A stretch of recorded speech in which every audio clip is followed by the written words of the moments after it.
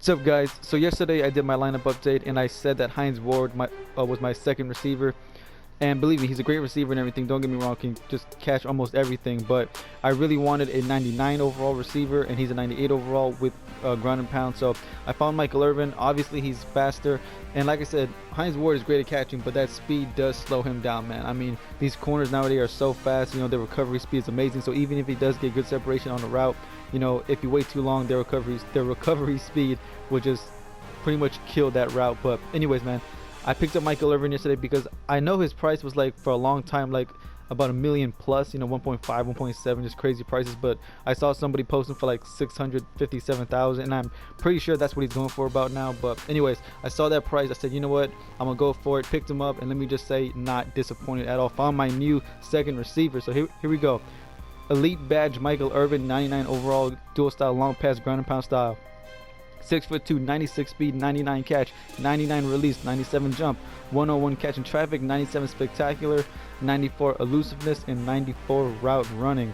Also has a 71 run block, a 82 truck, 88 stiff arm, 95 spin, and a 96 juke move. So very effective in the open field if you know how to use them. But anyways, enough about these stats. Let me show you what he did on the field. So like I was saying about Hines Ward, you know, Michael Irvin's speed compared to Hines Ward, when you put him on slants and whatnot, and as you can see right here, trust me, he will break tackles. But as you can see right here, when you put him on a slant or, you know, any route that leans on speed, trust me, it's hard for a corner to keep up with him. And even as you can see right here, trust me, the guy can just fly, man. Especially if you see your opponent pressing with no safety help. Trust me.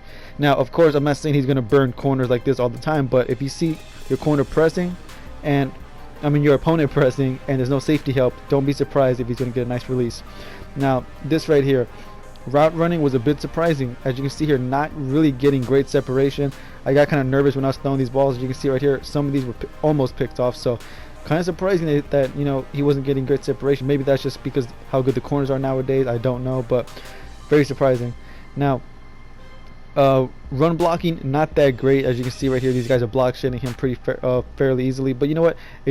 Honestly, I don't even care. I mean, if you're a receiver, I just need you to catch. I don't really need you to run block for me. So keep that in mind when you try to run block with Michael Irvin. Sending him across the middle, as you can see here, going against linebackers and safeties, very dependable. Will not drop the ball very often when he gets smacked by these guys. So always good to see there. As far as the deep ball, he was pretty good at this, but I was hoping he'd be like on a Michael Bennett level. Or I'm sorry, Martellus Bennett, the tight end that I just reviewed. I was hoping he'd be on his level. Unfortunately, that was not the case. So if you do decide to throw the ball deep, I only recommend doing it if it's one-on-one. You know, he's not a receiver that can, you know, catch in double coverage and triple coverage very often. Unfortunately, I was hoping that he could, but you know what?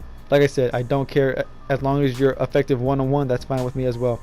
Now, as you can see here, trust me, he did drop some passes here and there, but just like you know, so many receivers now, he completely had way more positive plays than he did negative. So he did drop some passes here, and I did play a full season with him. I did get to the playoffs, but I did not, you know, continue playing those games, and that's because, you know, I honestly saw everything I needed to see in just those regular season games, you know, and if I would have just kept playing, it would have just been a waste, honestly, in my opinion, because I saw everything I needed to see.